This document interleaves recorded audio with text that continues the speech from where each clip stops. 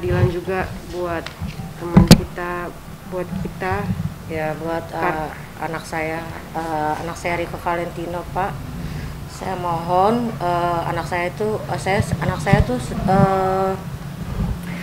dikeroyok dengan belasan orang pada pagi hari, bukan pagi hari, kira-kira jam subuh dia pulang ke rumah itu udah telanjang, Pak. Maksudnya telanjang, bajunya udah, kaosnya udah nggak ada, sendalnya udah nggak ada, dan handphonenya sudah tidak ada, dan sudah babak belur gitu.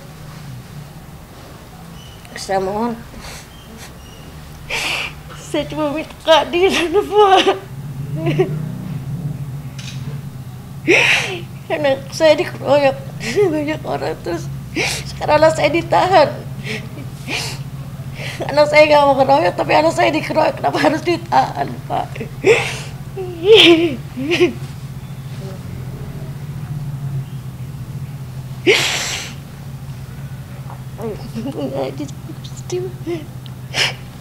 Jadi kita di sini sebenarnya berharap, karena kita juga udah buat laporan itu tanggal 2 Maret. Tapi nggak digubris laporannya, Pak. Saya juga bingung. Saya rakyat kecil, anak saya cuma satu. Saya semata wayang gitu loh. Ini anak saya. Untuk luka-lukanya ada di mana aja, Bu? Luka-lukanya ada di mata, Pak, Bu. Di sikut itu. Untuk foto-fotonya juga udah aku share di Instagram aku. Dan ini kita udah buat laporan itu dari tanggal 2 Maret. Jadi pas hari kejadian itu kita langsung bawa Rikonya ke rumah sakit dan kita langsung visum hasilnya. Terus kita laporin ini pada tanggal 2 Maret. Cuman kenapa laporan yang itu lebih duluan, ternyata laporan orang lain lebih didahulukan. Jadi kita pengennya di sini kita sebagai rakyat Indonesia nggak mandang jabatan atau siapapun, perlakukan kita juga seadil-adilnya. Saya mohon, udah ada beberapa nama pelaku, tapi sampai sekarang belum ada. Saya mohon juga agar segera mendapatkan apa yang harusnya didapatkan. Mereka sejam BAP langsung jadi tersangka dan langsung masuk penjara. Nah, jadi saya mohon untuk pihak yang berwenang untuk melakukan ini seadil-adilnya. Saya mau juga, kita maunya ngerasain apa yang dirasakan anak saya, Pak, di penjara, Pak. Anak saya dikeroyok, Pak, dengan belasan orang. Saya sendiri panas di mata wayang, tiap hari sama saya. Ini LP-nya udah keluar, cuman sampai sekarang itu kita belum dilaksanain gitu, belum. Justru laporan orang lain itu lebih didahulukan. Kita laporan dari 2 Maret dan itu kejadian sebelum umroh. Tapi kenapa punya orang lain lebih didahulukan? Apa perbedaan kita sama orang lain gitu? Kita sudah memiliki saksi, bukti, dan nama-nama pelakunya. Saya harap pelaku-pelaku tersebut juga ngerasain apa yang dirasakan anak saya dan Pak Putra. Karena sejam BAP langsung dijadikan tersangka, masa suami saya langsung masuk penjara. Saksi yang ada di kejadian tersebut ada Vero Walando, Stevi Jamora, Kajes Amalia, ada Pak RT yang ada di sekitar yang mau jadi saksi. Mungkin namanya saya nggak bisa nyebutin karena sudah ada pihak berwenang yang bakal ngasih tahu nama-nama pelakunya, dan itu sekarang masih tertulis sekitar 7 pelaku. Hasil visum kita sudah serahin, hasil visumnya, saksi-saksinya sudah ada semuanya. Berapa saksi kan kalau boleh tahu? Itu ada 4 kayaknya, 4-an. Justru yang kalau dibilang pengeroyokan, yang dikeroyok itu si Riko yang dikeroyok anak saya, Pak. Jadi pas di dalam kafe tersebut Riko sudah minta maaf langsung kepada orang-orang yang megangin Riko gitu. Cuman pas Riko keluar, justru Riko malah dipukul dari belakang. Dipukul dari belakang, lagi nelpon orang, dia mau minta tolong nih sama orang. dipukul dari belakang Itu kejadiannya di luar berarti Kak? di luar kafe. Oh, berarti Tapi harusnya kan Pak ada CCTV di sebelah, tapi saya nggak menemukan, anak saya tidak menemukan CCTV di situ. Padahal kan kalau di parkiran tuh biasanya kan ada kan. Berarti bukulnya di luar. Artinya tadi saksi kayak Vero segala macam melihat kejadian itu. Iya, kalian. Justru Vero ikut ngelindungin Riko. Oh, oke. Berarti setelah adanya keributan di dalam baru terjadi ini di luar gitu ya Kak? Iya, tapi Karena kan di sudah dalam minta Riko maaf. juga mereka udah maaf-maafan, tapi nggak tahu pas Riko udah keluar kafe digebuk dari belakang. Dan anak saya sudah udah minta maaf segala macam, udah jatuh di itu tetap masih dipukul. Dan dia udah minta ampun, tapi tetap digebukin. Digebukin di situ. Makanya Dan Bang Putra dikejar. langsung menolong ya. Iya. Tapi Bang Putra langsung diamanin sama teman-teman kita karena lihat Bang Putra ini adalah public figure, jadi diamanin sama teman-teman, dibawa pergi gitu. Nah, kita nggak tahu ketika CCTV itu kita nggak tahu. Saya harap ada CCTV-nya.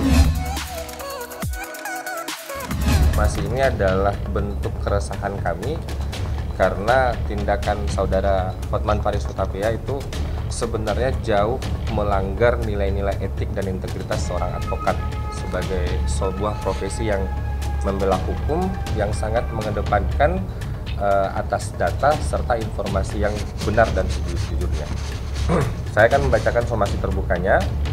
Dengan segala hormat, somasi terbuka ini kami tujukan kepada Hotman Paris Hutapea.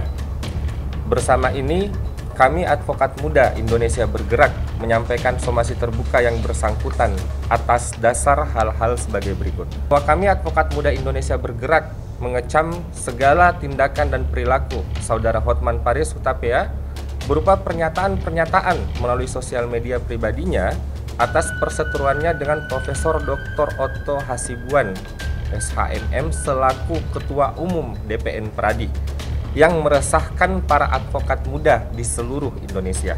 Bahwa saudara Hotman Paris Hutapea selaku public figure yang memperkenalkan dirinya sebagai seorang advokat telah melakukan tindakan-tindakan yang senyatanya tidak menjaga wibawa dan tidak mencerminkan profesi advokat sebagaimana dalam Kode Etik Advokat Indonesia, yaitu advokat harus senantiasa menjunjung tinggi profesi advokat sebagai profesi yang terhormat atau officium nobile.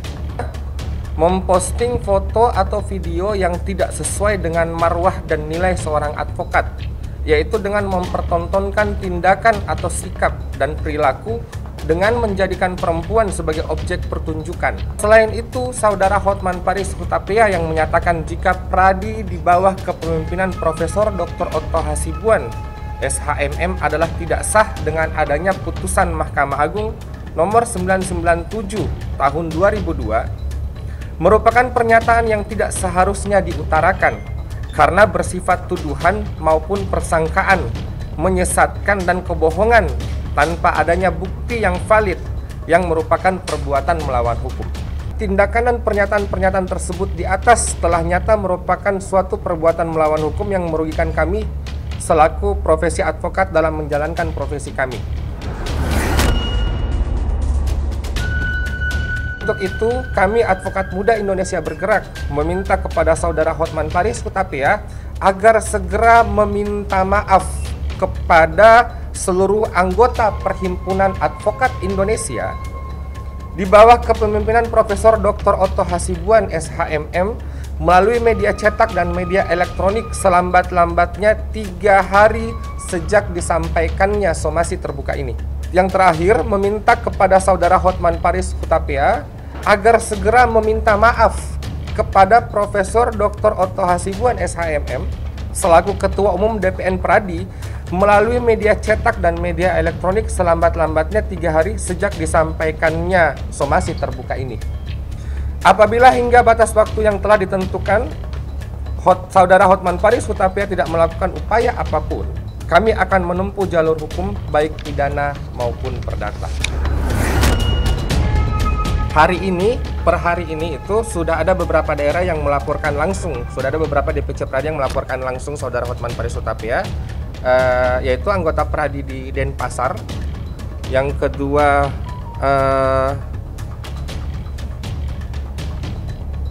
di Sidoarjo hari ini, Sidoarjo dengan Pekanbaru hari ini. Berarti tambahan dengan Bandung yang sudah terlebih dahulu melaporkan beberapa hari sebelumnya. Saya menjelaskan kenapa saya keluar dari Peradi Oto.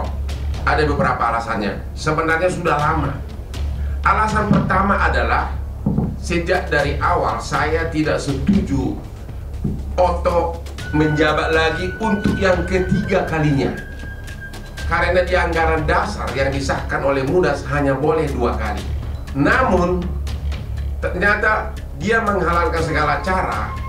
Dia bisa merubah anggaran dasar bukan dengan Munas, tapi dengan rapat pleno. Dan di dalam anggaran dasar yang baru itu disebutkan seolah-olah boleh lebih dari 2 kali asal tidak berturut-turut. Ingat, dia berubah anggaran dasar agar dia bisa menjabat yang ketiga kali. Putusan Pengadilan Negeri Lubuk dikuatkan lagi oleh Pengadilan Tinggi Medan yang sangat mengejutkan. Kok bisa pas waktunya tanggal 18 April 2022 Mahkamah Agung dengan putusan nomor 977 PDT 2022 tanggal 18 April menguatkan putusan Pengadilan Negeri Lubuk Pakam Pengadilan Tinggi menolak kasasi dari Peradi Oto. Artinya apa? Anggaran dasar dari Peradi yang sekarang ditetapkan tidak sah, berarti seluruh pengurus yang ditunjuk berdasarkan itu ada tahu artinya menjadi tidak sah. Artinya apa? Dewan apa namanya? DPN Peradi Persi Oto tidak sah sejak 18 April 2022 karena apa? Putusan kasasi bersifat ingkrah.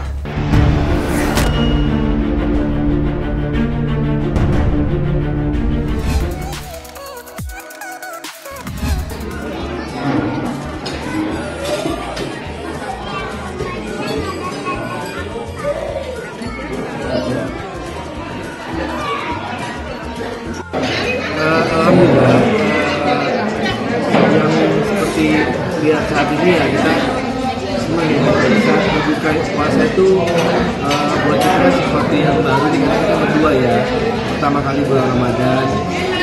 Terus ya buat saya sih senang ya, bahagia banget karena memang cita-cita kita berdua nih bulan puasa tuh udah menjadi sepasang suami istri. Banyak hal-hal baru ya, kayak kita nyiapin sahur bahu karena kan nggak ada mbak ya, jadi kita juga kerja di rumah bareng, cari uangnya bareng, buka puasa bareng, sahur bareng, sholat bareng, wajib dan sunnah. Iya, ya begitulah. Cuma kadang-kadang katanya sih kalau saya lagi puasa udah jam 4 tuh udah datang juteknya. Jadi dia ini kan orangnya nggak bisa nahan lapar, nggak taunya mukanya aja yang kayaknya cover boy, nggak taunya kalau udah lapar jelek banget sih palingnya. Itu hal-hal baru. Jadi kalau udah jam 4 kalau kita lagi syuting ya mendingan aku diem aja deh, karena kalau aku salah sedikit udah kena deh sama dia. Pokoknya dia lagi nyari siapa yang bisa jadi korban atas kelaparannya dia. Jadi kalau sama Abi itu kan boleh dibilang aku banyak banget belajar ya tentang ya apa sih kalau kita berpuasa tuh banyak banget ya yang bisa dilakukan. Misalkan kalau pas lagi azan biasanya kan kita langsung mau buru-buru makan ya, paling baca niat buka puasa. Nggak taunya ada lagi ya. Udah, jadi menjelang berbuka itu kan 5 sampai 10 menit ya. Makannya sudah dihidangkan. Itulah waktu mustajab untuk kita berdoa.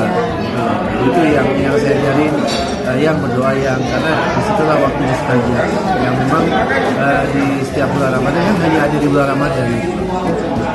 Betul. Ya, kalau kita habis apa namanya sahur, terus kan imsak tuh, terus ada doanya lagi ya? Ada doanya lagi. Terus kita biasanya habis itu sholat fajar, terus baru sholat subuh. Nah kayak sekarang nih, saya bilang yang nih 10 malam terakhir tuh kan ada malam Lailatul Qadar yang kita nggak pernah tahu kapan dia datang. Jadi ya kita lebih banyak ibadah di 10 malam terakhir aja. Makanya saya bilang saya sih memang biasanya kan itikaf ya gitu di masjid. Saya memaknainya tahun ini tuh saya benar-benar bahagia yang saya nggak bisa ungkapkan dengan kata-kata karena saya di sini saya menemukan ya belahan jiwa saya sekarang gitu. Dan memang yang selama ini saya pikir nggak ada, maksud saya gini, waktu itu saya pernah bertanya, ada nggak ya orang yang seperti keinginan saya gitu, maksudnya yang sesuai dengan apa yang saya inginkan, humoris, romantis, caring, maksudnya penyayang, terus itulah saya pikir nggak ada wanita yang semacam itu. Tapi ternyata kalau kita minta sesuatu, Allah memberikannya gitu. Apalagi makanya saya bilang sama Penny bahwa dialah rezeki terbesar saya. Jadi artinya kan saya bilang hatinya dia yang baik, hatinya yang baik. Itulah alhamdulillah makanya saya bilang dia rezeki terbesar saya, dan mungkin berkah yang luar biasa di bulan Ramadan ini adalah Pena dan Fania dan kakak juga sama Akala. Jadi buat saya itu ya itu yang apa saya bisa ungkapin lagi gitu. Jangankan persahabatan, kita sama mantan kita masing-masing pun kita selalu membuka silaturahmi. Tapi kadang-kadang kan ada waktu yang tepat ya. Waktu yang tepat itu ya Allah yang mengatur. Makanya setiap doa kita kan, kalau Abi memimpin doa sehabis sholat kan doanya macam-macam. Salah satunya ya, salah satunya yang global ya. Setelah saya untuk orang tua, anak, saudara, saya selalu mengucapkan maafkanlah kesalahan kaum muslimin dan muslimat. Karena kan itu memang itu diajarkan. Wal mukminin dan wal mukminat. jadi ya nggak ada alasan yang harus kita tidak memaafkan orang siapapun dia tuh ya nggak ada. Udah nggak ada lagi begitu gitu.